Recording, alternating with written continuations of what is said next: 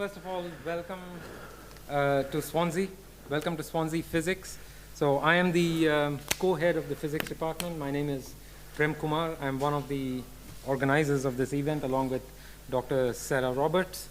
The Christmas lectures, well, the teachers know that the Christmas lectures have been a long-standing tradition of the physics department at Swansea.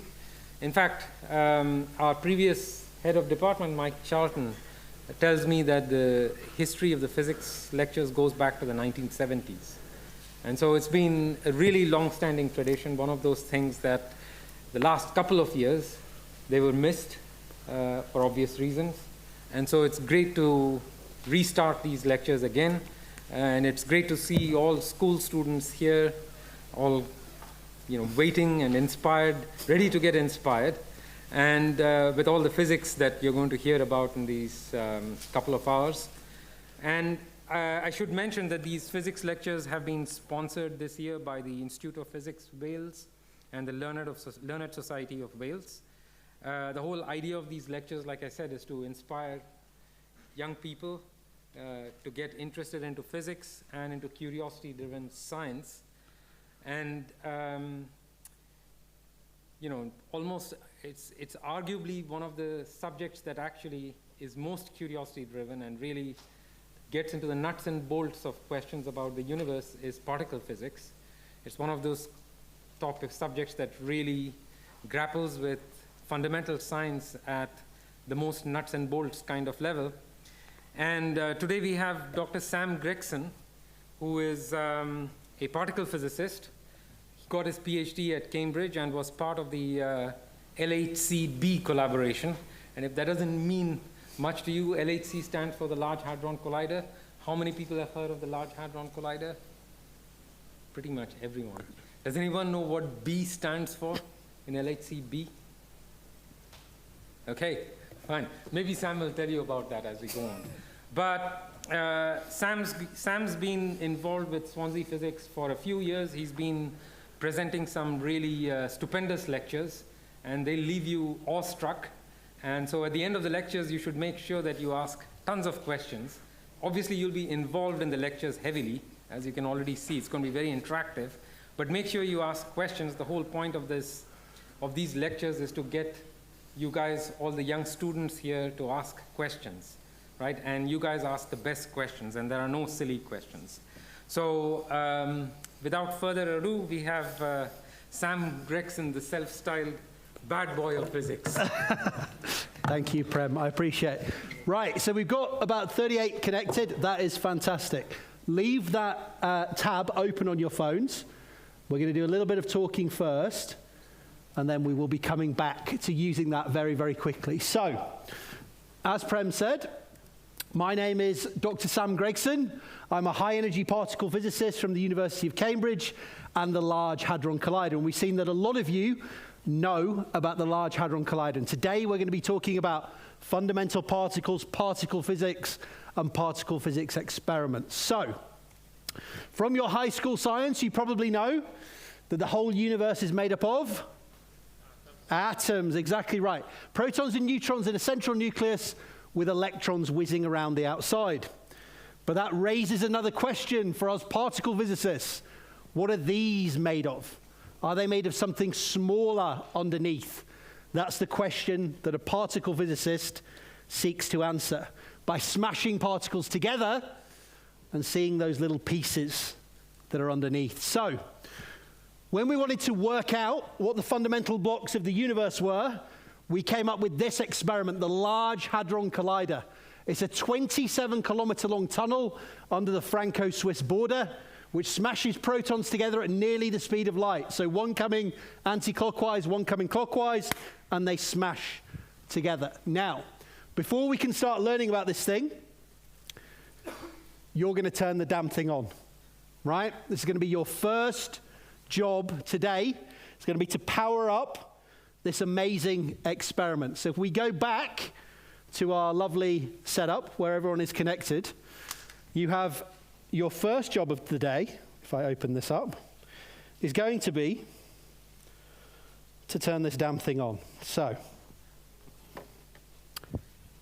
how do you think we get high energy particles, like protons, whizzing around at high speeds.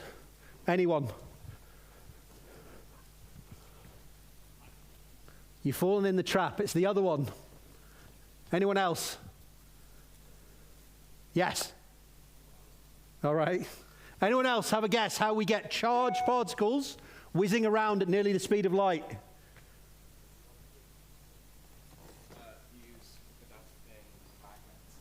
Not quite magnets. We use electric fields, right? Magnets are going to come up in a minute. But we use very, very strong electric fields. Very, very high voltages, right? Charged particles can be whizzed around using very, very high voltages. This is why we use charged particles like protons. We don't use neutrons, right? Because they're not electrically charged. So, as I promised, first game is going to be to turn on the Large Hadron Collider. Very, very simple game. What do you think you need to do? What do you have on your phone? Excellent. I want you to charge up the high voltage systems. Now, science is all about working together. You are all working together to get this high voltage system on. What is the problem going to be? Right. So, we need to be able to stop. Yes? 1,602 volts is the necessary voltage for this system. Can we get there? Right, we are there now. Excellent, good. Good. Right, how are we going to fix this? Talk. How would we do this in science? How are we going to collaborate? How are we going to work together to fix this problem? Anybody? Hello? Right. Do it!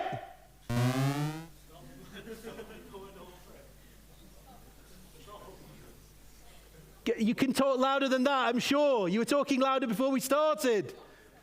Right, stop! Yes, everyone stop. Good. Right, who's going to take charge? Who's going to take charge? Stop. Stop. Stop. Right, this is the whole point. In science, everyone has their own job to do, right? Stop. You had it then. It's so close. Stop. Stop. No one has ever done this, by the way. So you could be the first team to ever achieve this if you can just behave yourselves. But I don't think it's going to be possible, is it? Right, I'll give you 10 more seconds. Stop. If you stop and one person does it, we can achieve this. But I don't think you're going to be able to do it, right? Fine. It's just a tease. Stop. Stop. Stop. Right, I give up. Close enough, right? It was there for a second, right? Close enough, close enough, right? So I'm going to count that as the high voltage on because it stopped there for a second, right? So we'll go with yes, right? So high voltage on. Then we want to get, so we've got these particles whizzing around, these charged particles whizzing around at very high speed. Now we want to get them going around. What shape is the LHC? Circle. We want to get them going around in circles. How do we do that? Magnets. Magnets are what make the particles go around in these circular pathways. Here's one of the large blue dipole magnets from the LHC. You might have seen these blue tubes. This is what they look like inside. Essentially, huge magnets. Now, does anyone know what we need to do to make these magnets incredibly, incredibly powerful? How do we make the strongest magnets that we need to get these particles moving around? You do? And how do we get enough electricity into them? There's a very special thing that we have to do to them. Anyone know? How can I get so much electricity into them? I'll give you a clue. Anyone want to have a guess? Right. What do we use? Yes. Exactly right. So we make them superconducting by cooling them down. And what we use to do that is liquid helium, right? Liquid helium is a really cool substance, right? Not just like that, but also cool in the, other sense. So it never, ever becomes a solid. It always remains a liquid, all the way down to as close to absolute zero as we can get. So we can always use it as a coolant to cool down these magnets and make them incredibly powerful. So this is my favorite game that I get you to do, right? You're going to turn on these magnets. So what do you have on your phone? What do you have? Oh. Stop a second. Stop a second. Stop. Right, I'll turn the sound off. It's not that exciting, right? Now, what do you have on your telephone? Numbers. How many numbers do you have? You have 44 numbers on your phone. You have one single number on your phone, right? Somebody has number 1. Somebody has number 2. Somebody has number 3. Your job is to press these numbers in order. No one ever has made it past 20. Ever. Ever. And that's all you have to do is press numbers in order, right? It's another game that shows you that science is all about collaboration, working together. You are part of a team. You have a job to do. Where is number 1? Stop, please. Right, so whoever you're sat next to, you know that they're messing it up. So tell them to stop. Who's number 1? Number 2. It's not that funny. Come on. Number 1. Number 2. Number 3. Number 4. Now the numbers on your phone might change randomly, so be careful. 6, 7. I'm going to give you one more go, right? I want to see you up past 20. Yes, it makes funny noises, I know. Stop, please. Let's try and get past 20. Who's messing up? Right, stop. I want to see us past 20. Okay, that was interesting. Right, so we'll go now. 2, 3. Just give it a second and wait for your number. It's a game I like to call delayed gratification, yes? 3. I can get it to tell me who number 3 is. Good. Good. Good. 10. Good. 11. Let's make it to 20. That's the record, 20. I know somebody's going to pop out at 19. I know it. You're the new record holders.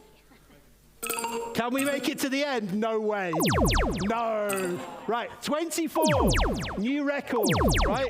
I'm going to count that as done because that is a new record. Congratulations. That was really good. Right? It's a very, very difficult game when you're all working together. Right? So, we've got the particles whizzing around at high speeds. We've got them whizzing around in circles, right? The next thing you need to do is get them to smash into one another. Now, we make that easier by having lots of particles, having them going around in a circle so they pass each other a lot of times, and traveling at very, very high speeds, right? So your final game, before we get into some actual hardcore physics, is going to be to run these particles around. So let me set this up a second here. And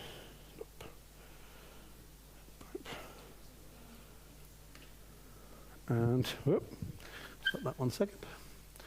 And we will go back to the, just got to get rid of that 1 second. So, we're going to play this game. I'm going to give you a trial run to start with, right? You each have your own proton. On your phone, you have a color and a number. Can you see that? Yes? Right? Find your color and your number and make yourself go along the beam pipe. Yes? So, you have control. Harry's already gone. I don't know what he was doing. Right? So, Tech is gone. Bledon's gone. Right? So I want you to go along the beam pipe. This is what we have to do with the protons, right? The magnets have to guide the protons down the beam pipe, right? Without them hitting the walls Obviously, the beam pipe isn't this deviated in real life, but without them hitting the walls, preferably without them hitting others, to hit a pile of protons that are coming the other way. Seren's still got 3 lives. Where's Seren? Very good. Right? So, this is a trial run, and then we're going to run it for real, right? Good. Very, very good. It gets harder, it gets faster, and it gets more deviated as we go along. Dominic is the winner. Where's Dominic? Right, well done. Good. Right. So, does everyone understand what they need to do? Yes? So we're going to play one time for real. Get some music on. Let's go. Are we ready? 3, 2, 1, go. So you've got 10 seconds before we go into the pipe to find your proton. You are essentially controlling the magnets at the LHC, right? It would move all the protons at once, but you're controlling just one. You don't want to hit the edges of the pipe, right? So find your proton. You can move faster by holding it down if you need to. So, Lohan in the lead at the moment. Where's Lohan? Good. Right, nice. Lohan's still in the lead. Jacob's out. Shay's out. Zach's out. Can we get any protons to the end? Gab's out. Joseph's out. Good. Evan in the lead at the moment. Evan G. Where's Evan G? Good. 20 seconds left. Now, if you still have the same number of lives at the end, the winner will be the one who's closest to the top. So just to make you aware, 8, 7, 6, 5, 4, 3, 2, 1. And our winner is Sinan. Where's Sinan? Well done. Superb. Well done. This festive season. Right, and then the adverts come on. Right. Good. Good. Right. Excellent. So we've got these particles whizzing around. We've got them going in circles. We've got them going down these beam pipes to smash into one another. Now we can start looking for stuff in those collisions. One of the things we go looking for is this little Higgs boson. Who's heard of the Higgs boson? A few of you. Excellent. Right. By the end of this lecture, you should understand what this is, why it's important, and that it's in this very room with us today. So, what do you need to know as particle physicists to go looking for this thing? Well, you need to know that everything around us is made up of tiny Lego building blocks called particles. You told me earlier that everything was made up of atoms, but we now know that that's not really the case because atoms are made up of protons and neutrons and electrons, but protons and neutrons are made of even smaller things called quarks. So it actually turns out that the smallest things that we know that make up the solid things around us are quarks and electrons. These are the smallest building blocks. Anyone heard that light is a wave and a particle? Yeah, we've heard of that. So light is also made of particles called photons, right? So solid things, particles. Light, particles. And something you probably haven't come across yet, but even the forces between particles are also particles. What happens if I put two magnets close together? Or they repel. So they attract or they repel. But how does one magnet know if one is plus or one is minus, or one is north or one is south? They don't have a brain. What's actually happening is there's a stream of invisible particles going backwards and forwards all the time between those two magnets, carrying a force, carrying information. And we now know from 50 years of particle physics experiments that there's not that many different types of particles that make up the universe. The universe was quite kind. There's the quarks in that green box, which make up solid things because they make up protons and neutrons. There's the leptons, like the electron, which whiz around inside the atom. And then there's the bosons. And these bosons are the force carriers. They're the things that carry force between different particles. So magnetism, the strong force that keeps things together. Radioactivity and the weak force. These are the things that carry force. So using that idea of particles and forces, we can explain everything from the very tiny up to the most awe-inspiring galaxy. But there was one fundamental question that we couldn't answer. Why do some of those building blocks, some of those particles, have no mass and no weight? Like a photon. I can't catch a photon, I can't weigh it, has no mass, it has no weight. Why do some of them have no mass and weight, and yet others definitely do? Where does mass come from? To answer that question, we needed to find this little guy, this little Higgs boson, to help us answer this question. Because without it, our entire understanding of the universe completely falls apart. So today, you're going to be looking for this little guy, this little Higgs boson, right? We've played a couple of games to get the LHC on. Now you're going to go looking for it. So, looking for new particles at the LHC is a bit like using social media. Who uses social media? Don't be shy. Come on. Come on. Yes, quite a few of you, right? So Facebook, Twitter, Instagram, whatever, right? Now, why is it like using social media? Well, first of all, we produce a hell of a lot of rubbish, right? So when we smash particles together, here's what happens. Particles come together, they smash together, they disappear in a ball of energy, and they very quickly reappear as a bunch of new, exotic, interesting particles, right? So let's see that one more time. Yeah?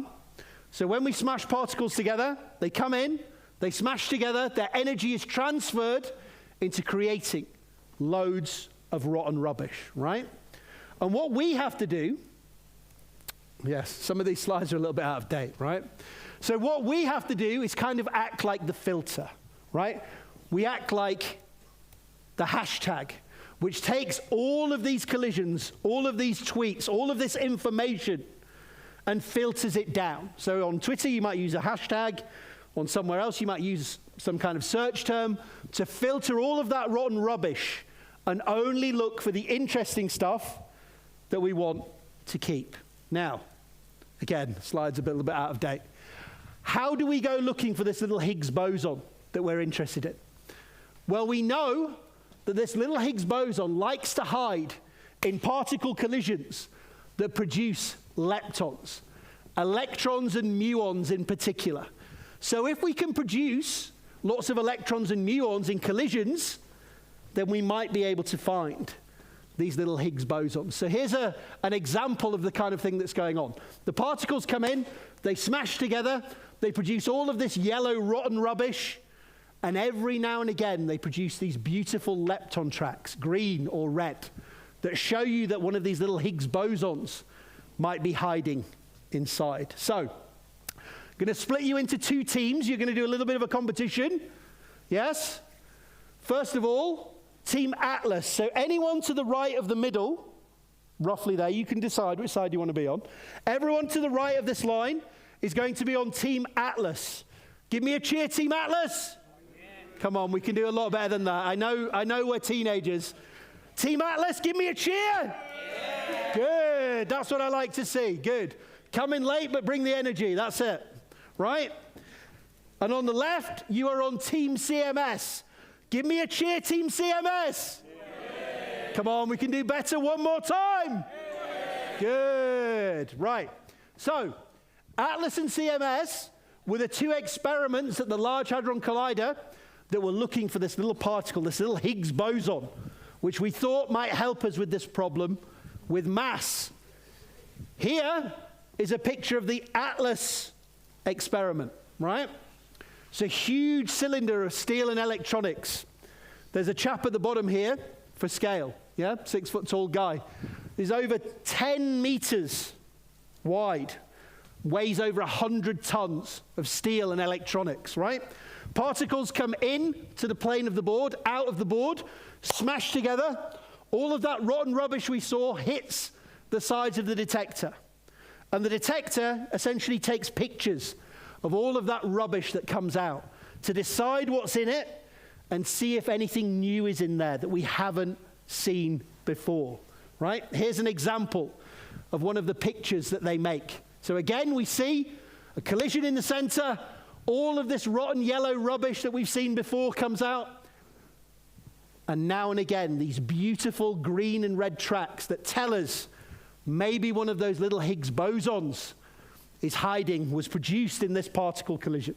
So, I'm going to need some volunteers. Yes, this is always fun. Yes, won't make you do anything horrible. To come up to the front and help me collect the data that you will need to discover the Higgs boson. I'm going to need about 5, 6 volunteers at least from each team. Come on, otherwise I will just make you do it. It's not horrible, I promise. If you want to come up, come up. CMS on this side, Atlas on this side. Don't be shy. I need like 6 to 10 from each team. It is not horrible. It's very, very easy. Don't be shy. Otherwise, I will just make you do it. Right? Come and stand on this side if you're on Atlas. Right? Don't be shy. Everyone is welcome. A few more on this team, please. Otherwise, I'm just going to make you. Right, you 4, up, go, go. Good, there we go.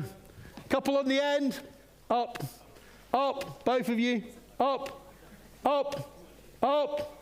Good. Right, here's what we're going to do, right? And you can also, if you want, play in the audience. If you go to this website, www.ministryofsense.com, you can also play in the audience. You can pick your team, Atlas or CMS. All of your clicks from the audience, if you were uncomfortable coming up, can go towards the game as well, right? So you go to that website. Here's what we're going to do, right? Everyone watching the front, I'm going to show you some particle collisions from the Large Hadron Collider, some real particle collisions. And all I want you to do is keep anything that contains 2 or more green tracks. The first one, yes or no? Yes. Yeah? First one, easy, yes or no. Second one, yes or no? Yes. Third one, yes or no? No. Very, very simple, right? Very, very simple, right? Right? Right. Now, here we go. We're going to do it for real, yeah? I click. What happens is they start popping out. All you have to do is anytime you see the combination of particles I tell you to do, you come to the front, you push the bottom left of the trackpad, you go to the back of your group, and that's it. Make sense? You got 1 minute to collect as many as possible. So, let's see what you're going to be collecting. Anytime it has a red in it, keep it simple.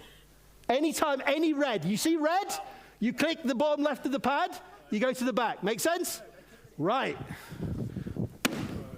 You must be wearing the hat when you click the thing. Yes? If you don't go fast enough, as defined by myself and only myself, you get some of this. Yes? Right. Are we ready? Come to the front. Look for the U. Look for a U or any red. Bottom left of the pad. Are we ready, sir? Yes. You can click the bottom left and go. Anytime you see red, click. Good. To the back. Stop cheating. To the back. Come on. Give him the hat. Give him the hat. Go. Any red. Any red. Good. Back. Well done. Good. That's what I want to see. Any red. You can do this in the audience as well, remember? Any red. Any red. Wait. Wait. Red. Okay. Don't get cheeky. Why'd you get some of this? Right. Red. Red. Red. Good. Well done. Excellent. Next. Well done. Good. Excellent. Go. Got about 1 minute. So this is like 1 collision per second, right? At the LHC, 40 million particle, well done, 40 million particle collisions every single second. And the computer has to decide yes or no. That's a miss. That's a bad miss. Right. Red. Red. Right. Good. And next, there's probably about 10 seconds left. Red. Wait. Good. Well done. Red. Hat's not on. Hat not on. Next. Left. Good. Stop. Give them a round of applause, please. Good. Well done. Right. So, You guys can sit down. Well done. That was really good. Right. So they clicked 16 times. Every time they clicked was correct. So very well done, right? They were very discerning. But they missed 24 that they could have got, right? With their bad attitudes, yes? And not being quick enough. That was very good, though. Excellent.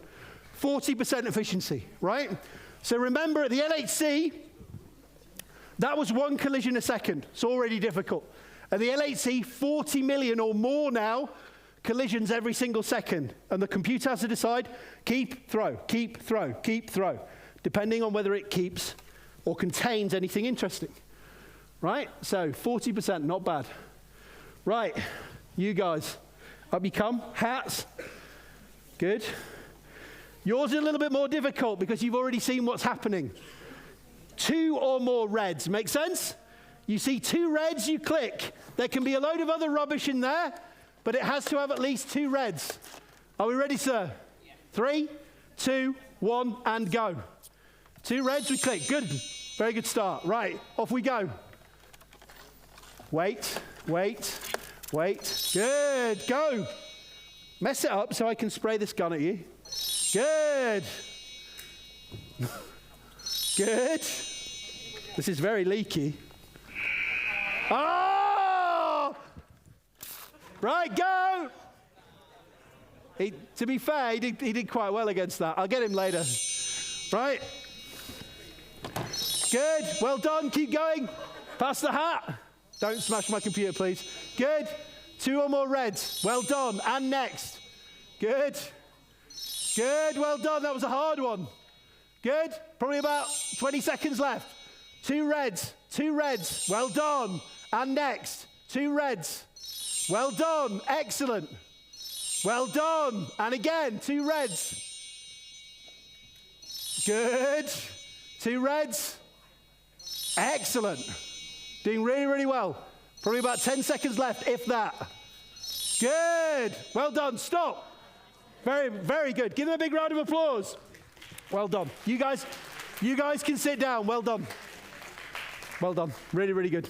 You can sit down. So, in this case, they clicked 19 and got 18. So they got slightly more, but they got 1 wrong, right? Which gives them an efficiency of 37.5. At the end, I will show you who won out of those 2, right? So, very, very close, though. I can already see that the results are very, very close, right? But so all of that data that you just clicked has been saved in that computer, right? And at the end, I will show you who did the best. But before I can do that, I need to show you how to analyze that data. And I need to introduce you to a way of thinking that's very important for us particle physicists. It's what I like to call the beauty of the scientific method, yes? So, anyone know who that is? Einstein, yes, yes. This is what I was trying to aim towards as an undergrad and never quite got there, right? So, all of your data has been saved in the computer. Now, why is the scientific method such a beautiful thing? Because using that silly little game at the front, but on real LHC data as we did, and using that scientific method, we can prove today that that little Higgs boson, a new particle that a lot of you had never heard of, exists in this room with us today. So, first step of the scientific method, who knows what it is? There are no wrong answers. I mean, there are a lot of wrong answers, but I won't be mean about them. Yes? Sort of. What's our friend got going on? Yeah. Hypothesis making. Excellent, right? So we have a problem and we think of sensible solutions as to how we might solve that problem. These sensible solutions are known as hypotheses, right? And just like a criminal trial, in a criminal trial we say a defendant is innocent until proven guilty, right?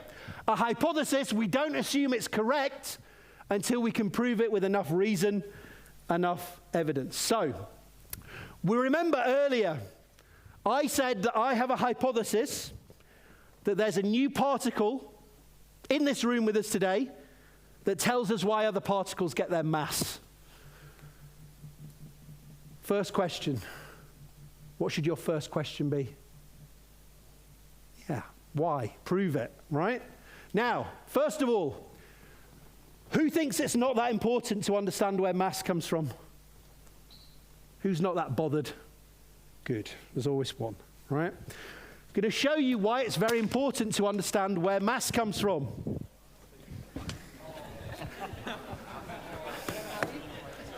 Plastic bottle. Lots of mass or a little bit of mass? A little bit? Yeah, okay, good. All right. Fine. Fine.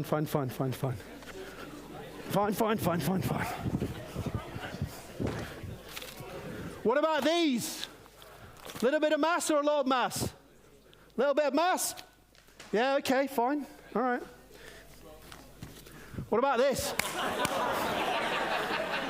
Little bit of mass or a lot of mass? A lot of mass, right? So it's very important to understand where mass comes from, right? Or I can get myself in trouble very, very quickly, right? It's very, very important. I usually do this with peas, but they all went rotten in the bag, so it was no good, right? Now, understanding where mass comes from is even more important in particle physics, right? Remember this beautiful little Lego building block set of the universe I showed you? Looks really, really beautiful, colorful, simple. Give that to your little brother, little sister for Christmas. They can start creating the universe, yeah? Here's the maths that explains how those blocks go together, yeah? It's called the standard model. So imagine you get this for Christmas in your IKEA instructions. This comes, yes? How to put it together. There's page number 2, yes? Not very simple. Now, I don't expect you to understand that. Very difficult equation. But I want you to notice a couple of things. First of all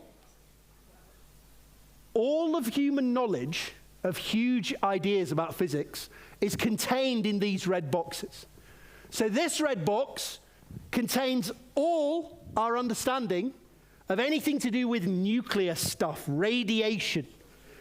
I say nuclear, you say radiation, something else, nuclear. Okay, good. As you start, give them a whack. Yes? Nuclear power, nuclear waste, nuclear medicine. Still radiation, yeah? Good. Right? Anything to do with nuclear stuff, the entirety of human understanding is in that 6 lines of maths. Yeah? Anything to do with structure is in this box of maths. So this explains why protons and neutrons bind together and why we don't just fall apart in a sludge on the floor. It explains stars, it explains planets. So without these red boxes, there'd be huge areas of science that we don't understand. And notice how many times this letter M appears. What do we think M stands for? Not radiation. Mass, right? So understanding where mass comes from is very, very important, because if any of these M's are 0, huge pieces of this equation disappear. And we don't understand the universe around us. So it's very, very important to understand where mass comes from. And we didn't know until 3 brilliant theoretical physicists, Peter Higgs, Francois Englert, and Robert Brout, came up with a hypothesis. They said that there's an invisible field known as the Higgs field, which is everywhere in the universe, right? It's in this room with us right now. But we can't see it, we can't touch it, we can't taste it, right? And it acts kind of like a treacle. When particles go through it, they feel a drag. Who's seen Star Wars? Good. What is there in Star Wars that's everywhere in the universe at the same time? They assure us it's there, but you can't see it, you can't touch it, and you can't taste it. Yes. Right. So this is kind of like the Force from Star Wars, right? I'm telling you that there's a force field that you can't feel that's everywhere in the universe at the same time, right? And I'm suggesting that it's that gives things their mass. Now, I'm going to need 4 volunteers to come down to the front and help me show My hypothesis of how particles get their mass. Yeah, you really want to come, don't you? You can see. You're one. Get down here. Good. Right. I need 3 more. Come on. Good. Good. That's it. The last one wasn't too terrible, was it? Right. 1 more. Excellent. Well done. Give him a round of applause. Come on. Good. Right. First question is for the audience. I need the 2 out of these 4 that are the most energetic. Shay, good. Right, excellent. I need the second most energetic. Harry, good. Right. Harry. Shay. Other way around, it's the cool way, right? So, our first 2 friends are photons. They are particles of light. They don't interact with the Higgs field, these bands, at all. So they can whiz around anywhere they want to go in this room with one rule. Are we listening to the one rule? We always have to be moving at the speed of light. Go! Go! Good. So, they appear to have no mass because they don't interact with the Higgs field at all, right? They move around at the speed of light. Our second friend, whose name is Ismail, is a particle with a little bit of mass, like an electron. So he interacts a little bit with the Higgs field. Run! That way, Ismail. That way. Run! Run as hard as you can. Come on, you can do more than that. He interacts a little bit with the Higgs field. So he appears to have a little bit of mass. And our final friend, over here you come, whose name is Jake. Jake interacts quite strongly with the Higgs field. Under the arms, please. Good. So he appears to interact very strongly. He appears to have quite a lot of mass. Run, then! Good. Come on, Jake. Work it. Come on. Come on. Come on, Jake. Come on. Right? So this is why different particles appear to have different amounts of mass, because they interact by different amounts with the Higgs field. Jake, you can stop. Well done. Good. Sit down, please. Give them a big round of applause. Good. Well done. Good job. Well done. Thank you, buddy. Cheers. Good. Right. So that's my hypothesis. That's how different particles get their different amounts of mass. Photons don't interact with the Higgs field much. They can whiz around at the speed of light, no mass. Particles like electrons interact a little bit, so they appear to have a little bit of mass. And particles with a lot of mass, that's because they interact a lot with the Higgs field. What's your comment on that hypothesis? Anyone? Good, you're happy. Makes sense, doesn't it? What should we ask as scientists? You're all happy that to tell you that things have mass, I have to tell you that the Force from Star Wars exists. We're all happy with that. And why? Can I prove it is the question. Yes, that is the question you should ask. Fortunately, you've already proven it, right? Because if we smash particles together with a lot of energy, this Higgs field that's in the background starts to ripple. And those little ripples pop out as these little Higgs bosons. So when you were playing the earlier game, every time you clicked and you got a nice big green tick, you were showing that one of these ripples in the Higgs field was being produced, these little Higgs bosons. So finding these little Higgs bosons tells us that this force field exists in the background and that it's that force field that gives things their mass and their weight. So the Force from Star Wars does kind of exist. Now, my favorite part of this show is called data analysis. Why can we not just say that's the end? Why can we not just look at our data, say we saw some Higgs bosons, that's the end of it? Why do we need to analyze data? Anyone? Yeah, identify trends. I like to say because human beings are stupid. Yes? One thing we do is we're incredibly biased. Here's a simple question for you. How would you rate your physical fitness? Yes? Have a think, talk amongst yourselves. for 10, 15 seconds how you would answer this question.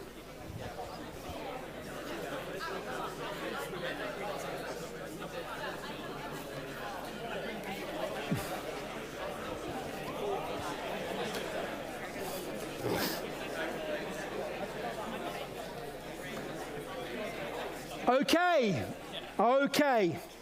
Now, if I ask a group of people this question, I need to go back to the slides. What's happened here? It's not going back to the slides. Oh, I need to turn the slide off. My fault. If I ask a group of people this question, here is the honest answer that I would expect to see. Right? It's called a Gaussian or a normal distribution. Most people are average, they're in the middle. Some people are Olympic level athletes, and some people are not, right? Now, I've been to Swansea doing the show a lot of times. And over that time, I've asked 100 people who live in Swansea, just normal people on the street, because I'm fun like this very question. Do you think they gave me the answer that I would expect to see? Let's take a look.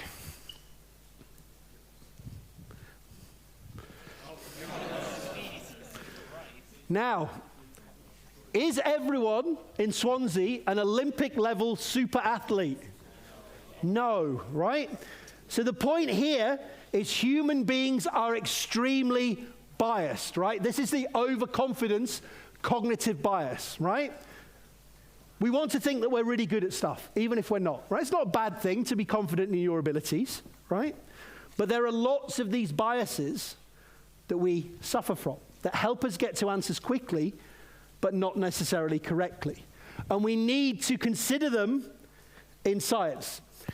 If you go to the world's most important scientific research portal, which is, good, Wikipedia, you're well on the way to being particle physicists, yes? And you type in cognitive bias, here's what you get. 10 or 15 different ways of thinking that make humans get to the right answer, to get to an answer quickly, but not necessarily the right answer. We're already at BI, and we've already got 10 or 15, right? There are over 200 ways of thinking that humans have that get them to answers quickly, but not necessarily accurately. I'm going to introduce you to 2 of them, which are some of the worst ways of thinking that we have. I'm going to start by showing you a graph. Total number of US highway deaths. Some data over time. Lovely downward trend with time. 96, 97, 98, 99, 2000. The deaths are going down. Anyone want to tell me why? What's on the x-axis? Anyone want to have a guess? Say again? Yeah? What could be the other variable here? Why are there less deaths? Yeah. Right, more cars, but we might expect the deaths to go up with more cars, right? Yeah? Right, so improving safety, maybe the cars are getting safer. Anyone else want to have a guess? Yeah. Yeah, maybe better highways, safer roads. Anyone else? Yeah? Yeah, more roads, so there's less, safer roads and more roads for people to go on. No, this is the number of US highway deaths against the number of fresh lemons imported to the USA from Mexico. Anyone think that we should make cars like this?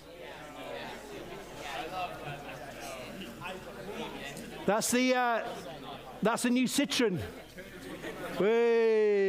Yeah, it's a bad joke. Right, now, the question is, as our friend was saying, why have I shown you a graph if it means absolutely nothing? Anyone want to have a stab at that? Because it looks a bit, it doesn't look that impressive, does it? It's like a horrible Excel graph. Yeah. Kind of, yeah. It proves one of these cognitive biases, right? Just because 2 things look related, it doesn't mean that one makes the other happen, right? We say correlation is not causation.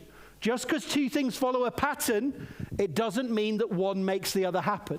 It just so happens that as the deaths go down, for all the reasons that you said, people also start eating less lemons for some reason, right? Maybe they make artificial lemon flavor or whatever it is. Here's another one. The number of people who drowned by falling in a pool each year. What causes that to happen? Have we learned anything?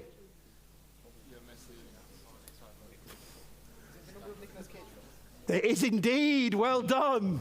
It's the number of films that Nicolas Cage was in that year, right? So, these are getting a bit older. I should probably, who's a terrible actor nowadays? I should update the slides, right? But who thinks that Nicolas Cage's films make people want to kill themselves? Maybe, right? But we can't just look at the graph and follow the pattern. We'd actually have to stand outside the cinema and say, you know, you've just seen Snake Eyes or whatever.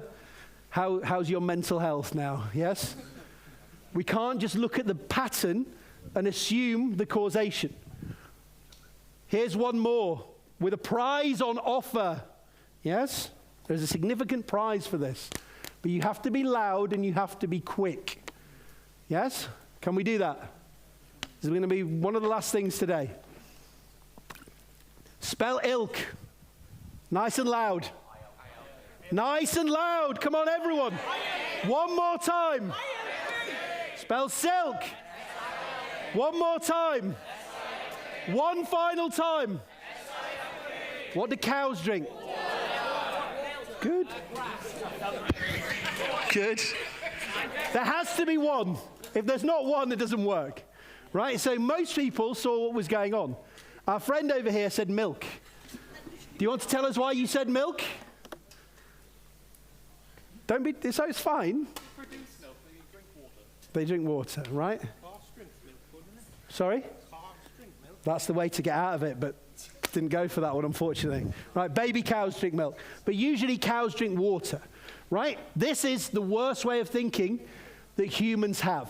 It's called confirmation bias or expectation bias. You build up an expectation of what's coming, ilk, silk, you pay it off by saying milk, right? Saying ilk, silk, water, how does that feel? Just feels wrong. Yeah, unnatural. Your brain is telling you you missed the pattern. Something is wrong, right? But the point here is in science, the answer might be ilk, silk, water, right? And just because your brain doesn't like it, that's tough, right? So there's a couple of biases I wanted to introduce you to. Now we can see who won our little game, who did best, right? So I need this one. So here is the data from earlier when you were playing that little clicking game at the front and in the audience, right? Every time you click, a little point is added to these boxes. The masses of all the particles in the collision are added together. The way we look for a new particle is we try to find peaks in this distribution. Anyone think that they can see a peak in either of these distributions? Yeah? Looks like there might be a little bit in the middle. But remember our confirmation biases, yeah? If I tell you to see a peak, you always will see a peak. We can see peaks all over these distributions. So we let the computer look for the biggest one. First it finds the background, all the times you clicked wrong, and then it goes looking for the biggest peak in the data. And it says that it's found a peak in both of them. So well done. You played the game well. Atlas, your score is 0.00009, right? What does that mean? It means that that's the chance that there is no peak, that this is just noise without a peak. So if you flip it over, 99.999991 that you found a new particle. So that's very, very good, right? To win Team CMS, it's on this side, you need a score lower than that. Do you think you did it? No, not confident. Let's take a look.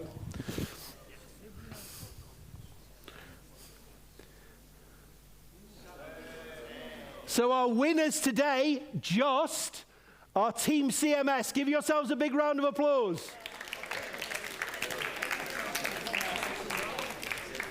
Now, what we can do is combine both of your sets of data. And we can see today if working together as a group of schools, you had enough right clicks in the audience and at the front to discover this new Higgs boson particle in this room today. So I've combined the data, or the computer has. You have to reach what we call the 5 sigma standard. Again, do we think we made it working together? Mixed bag of answers. Let's have a look with appropriate musical accompaniment.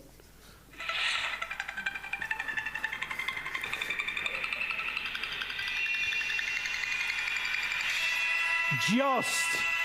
So, by combining both of your sets of data, neither of you had enough clicks to find this new particle today, but when we combine them, we can say that using both of your sets of data, you discovered this new particle in this room with us today. So give yourselves a huge round of applause.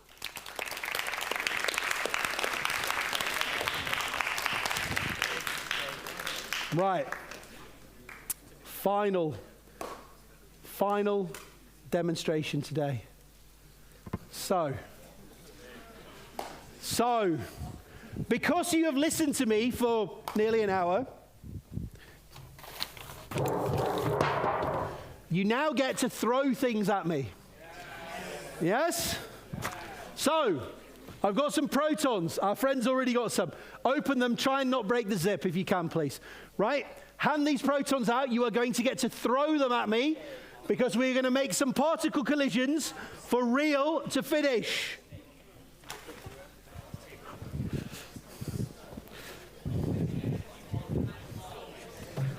Hand them out as quickly as you can.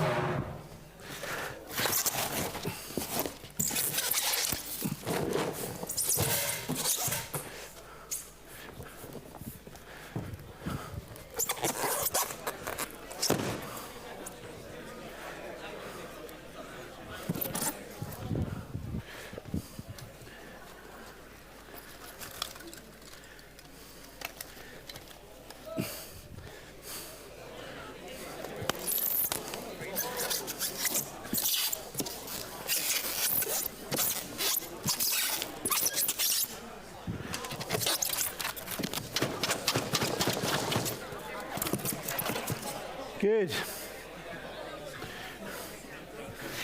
How are we getting on? Everyone got a couple of balls? Good. Right. As promised, you're now going to get to throw them at me, yes? Now, here's what I need.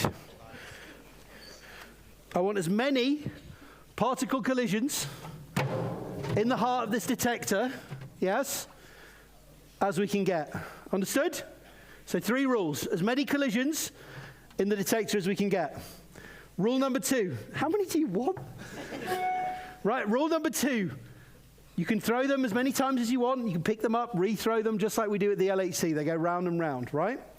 Please try and stay roughly in your seat. So I'm going to go up this side, back down, up the other side and back down. Yes, so you get plenty of time to throw things at me, right? Rule number 3 is the most important rule.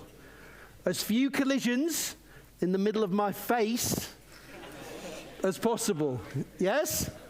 Nobody listens to rule number 3, right? Who's going to give me a count from 5? 5, 4, 3, 2, 1, go.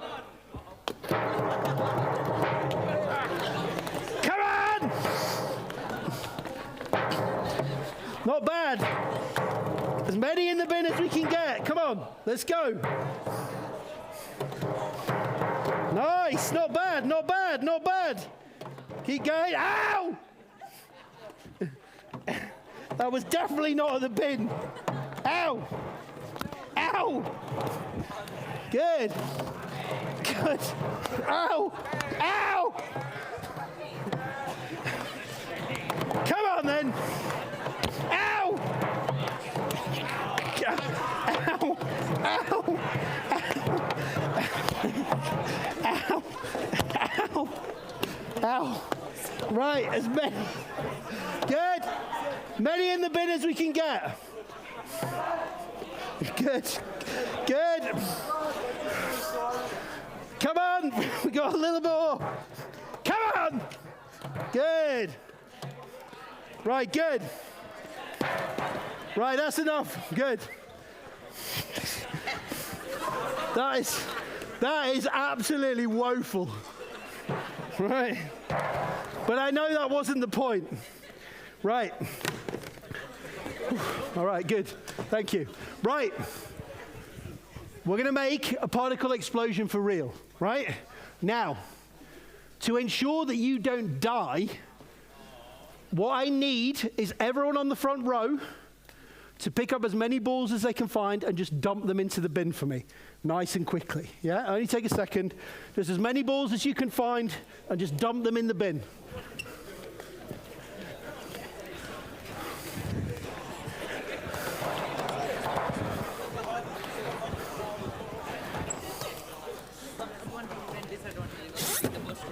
Huh? Some advantages and disadvantages. Yeah, very much.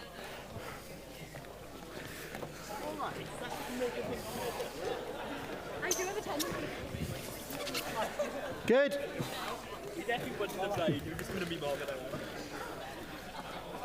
Right, good. As many as we can get in the bin. Thank you. Thank you very much. I got you good for that.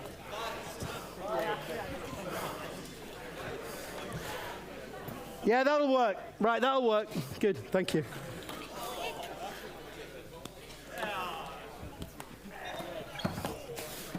Right. So,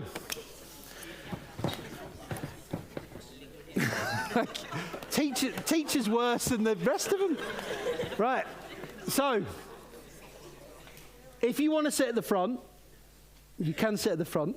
It is safe, but it is louder than you imagine it's going to be. If you don't like loud noises, you're okay? Yeah. Right, fine. Right. Now, I've got some very simple things. I've got a simple lemonade bottle, right? Just a normal lemonade bottle, 2-liter lemonade bottle. I've got some water from the tap, cold water from the tap.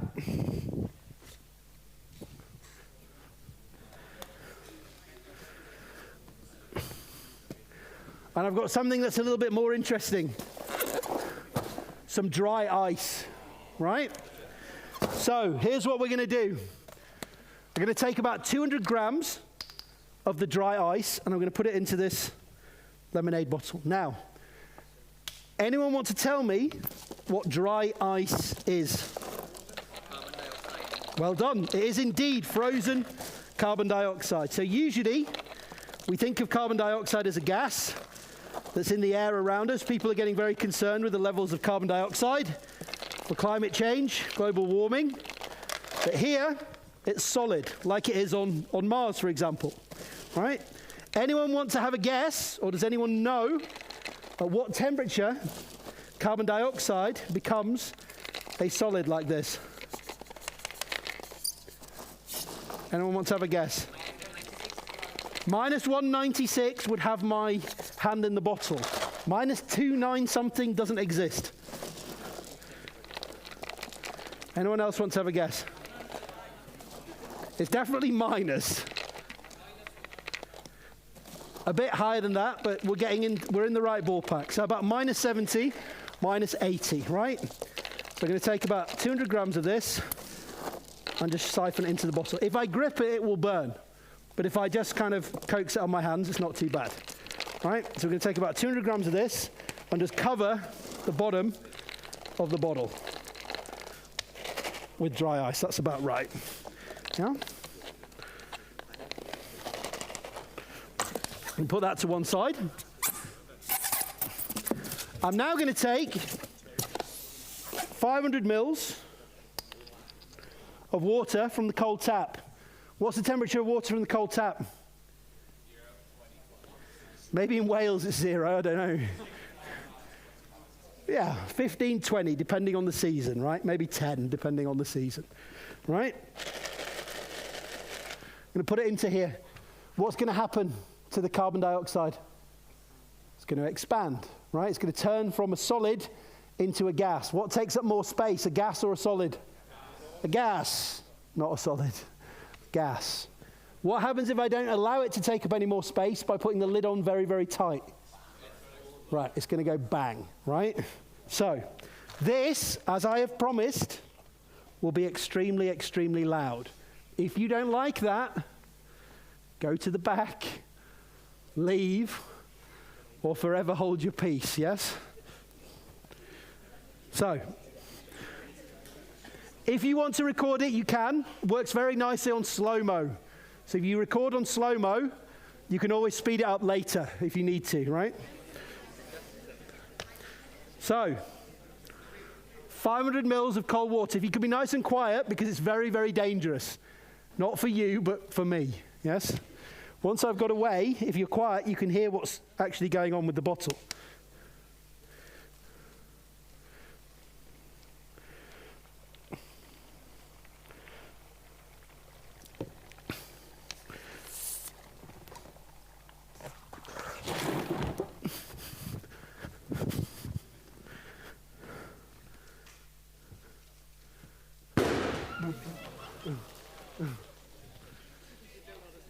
So, everyone okay? Okay at the front? Good. So that's an idea of just how energetic particle collisions can be, right? That is the end of the presentation. There is one final question. Would you like me to do one more? Yes. Do we have time to do one more? Yes. I don't think that's a decision you can make, but Prem, Sarah, do we have time for one more? 2 minutes, right.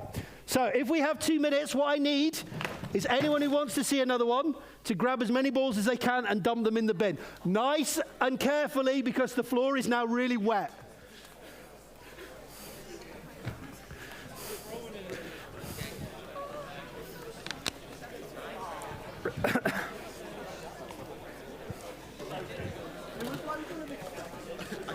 Yeah, it's really loud.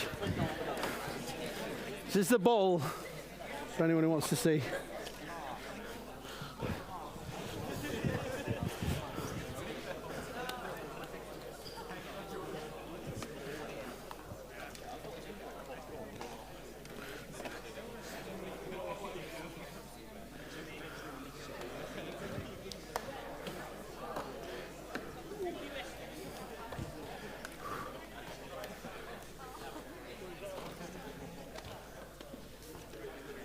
Good, thank you very much. Perfect, right.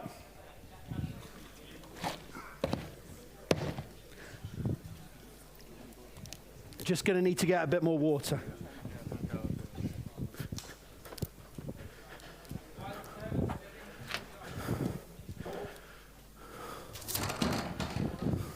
Can you please fill them up, and on your way out, please place them there at the table. And at the end of Sam's presentation, basically we break for lunch. So all students, you're on your own. Basically, you can wander around campus and get food from any one of the food joints on campus. The teachers, you can come over to the Vivian Tower, the physics department, and then we all meet here exactly at 1 o'clock, a little bit before 1 o'clock, for the second set of lectures. Okay.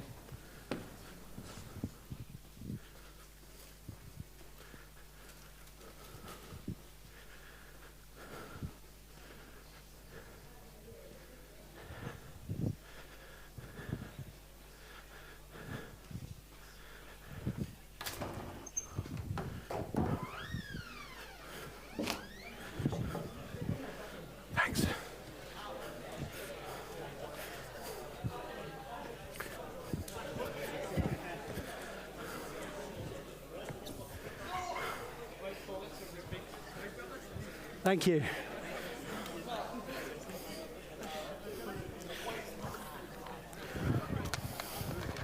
Right, so same deal. If you want to take pictures, get your phone set up on slow-mo. Do that now.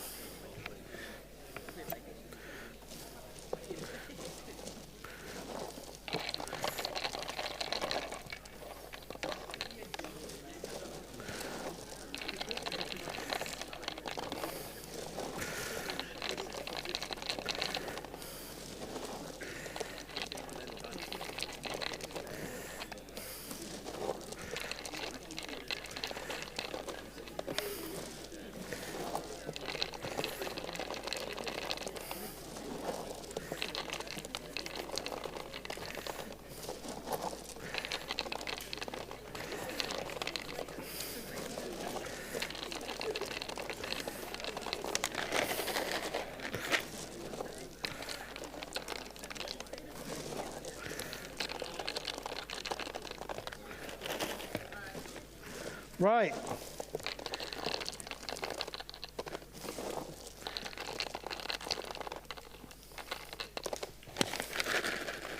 So, 200 grams or so, dry ice, off to one side.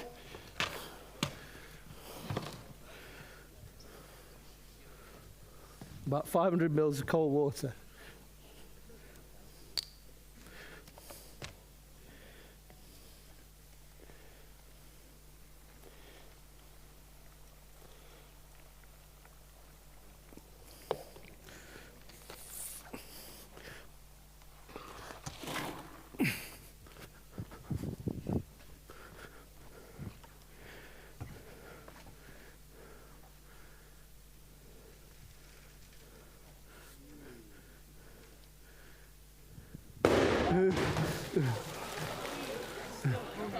That was a good one.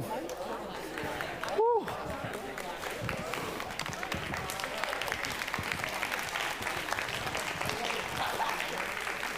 Everyone okay? Good. So that's the end of today's presentation. Thank you for being so amazing, being so engaged, being so interactive. I hope you enjoyed it.